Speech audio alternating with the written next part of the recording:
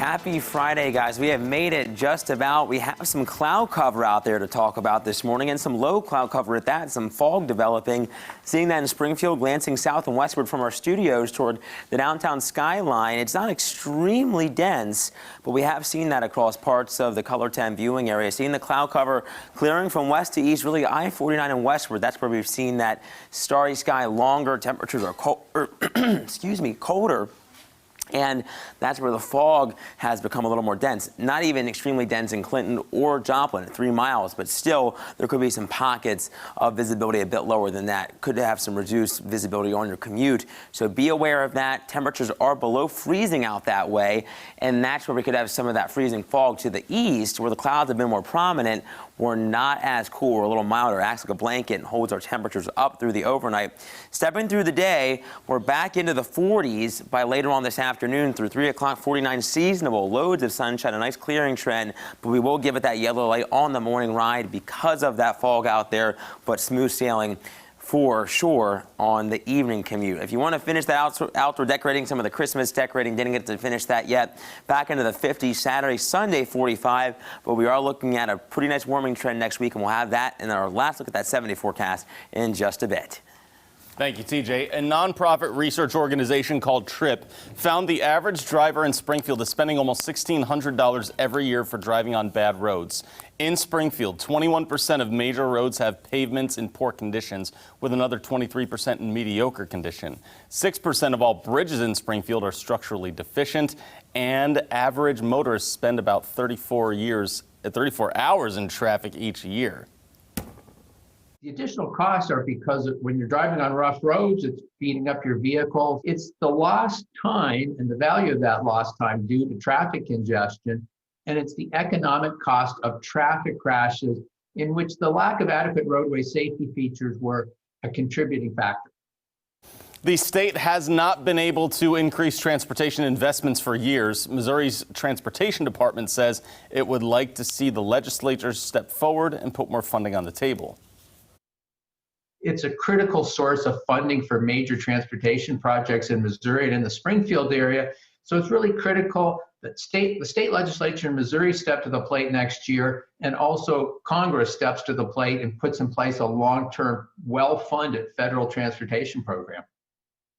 More local news for you now. Missouri State University continues its efforts to reduce sexual assaults on college campuses here in Springfield.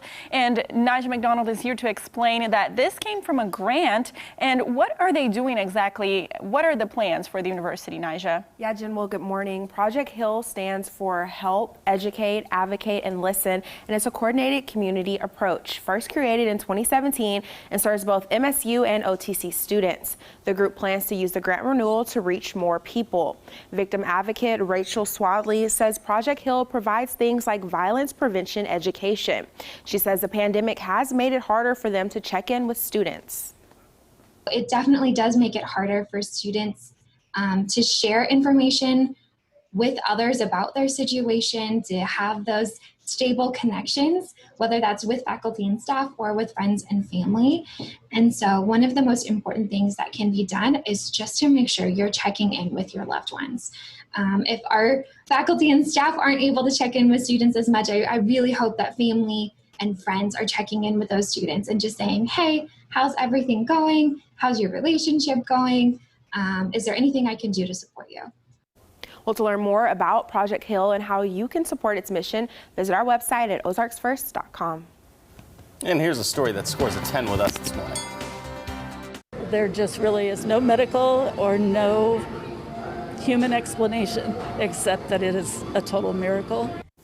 The story is about Beth Horvatic and her son Benedict. In September, 21-year-old Benedict suffered from a sudden cardiac arrest that severely damaged his brain and put him in a coma for 10 days.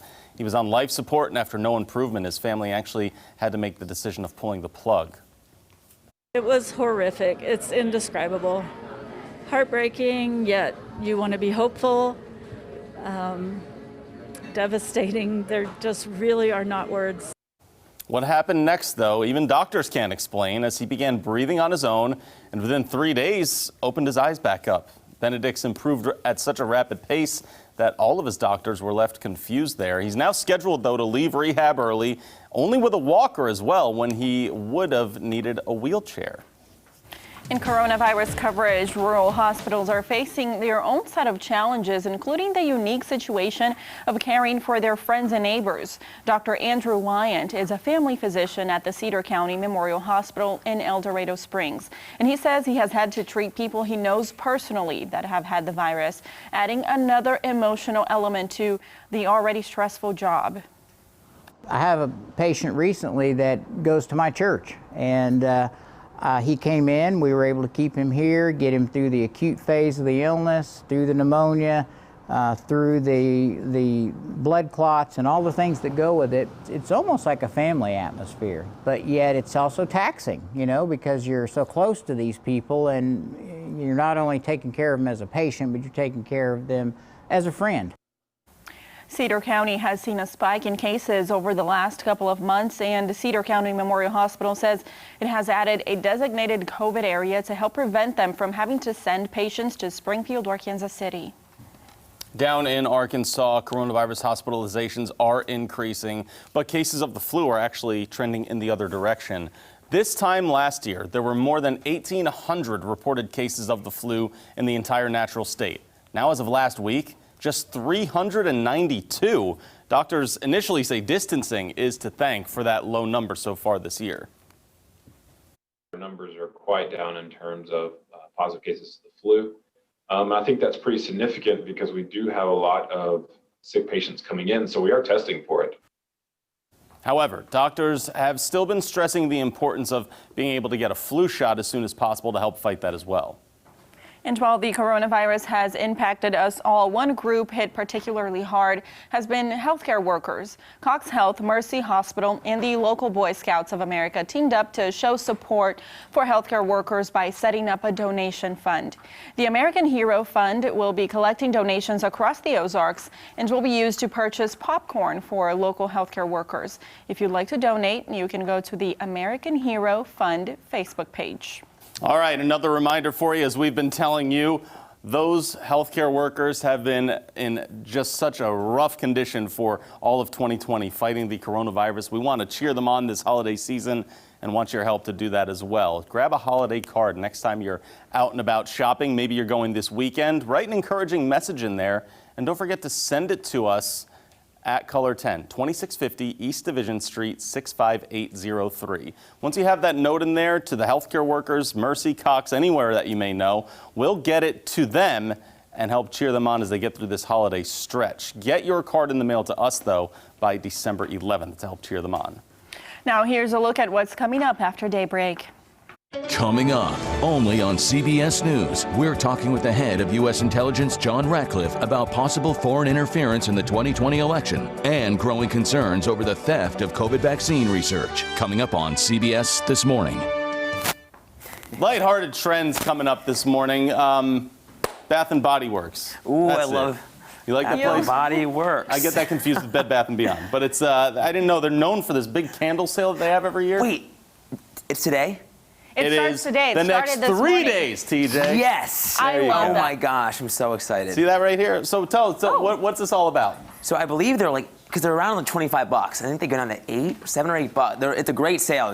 People stock up for the whole year. They get like 15 candles, I think, and just, This says burn the heck out of them. So because of the pandemic and people not able to really shop in person, you can buy these candles online today, but you can get them in stores the next 3 days. Okay. Oh, And so they're online on sale is only for today. Right. They're on sale for $9.99. $9.99. Okay. As opposed to the regular See, price. so this morning, Wow. Elijah told me about this earlier this morning too, and I didn't know that it was such a big drop in price. But she told me $8 as well. So I wonder if it's a little bit more expensive this year. Because it's 3 so days long, $9.99. I think. Yes. Yeah. But my question was, can I buy online? Because I'm really avoiding going to the store. So online is just today. Good Can't to look know. in today. I might do that. I might get a couple Christmas. You guys are convincing me now. I Joe, gotta they're get some so candles. good. I love some Yeah. candles around the house. They're awesome. They Yeah. smell really good. They have so many good scents. candles. That's good. I've never done it, but I might start a tradition this year with the candles. Very good to see. Good to know. As we head out the door for starting off the weekend, how are we looking? Not looking too bad. We do have some fog out there this morning for some of us. And it's not too bad here in Springfield, but be aware of that. Loads of sunshine Saturday if you want to head out, maybe do some shopping or decorating. A little cooler on Sunday, but we're back up into the 50s Tuesday, 60s, guys, Wednesday and Thursday. No complaints from me looking at that 7-day, TJ. Thank you. Thanks for starting your Friday with us here on Daybreak. Have a great weekend. We'll see you from midday.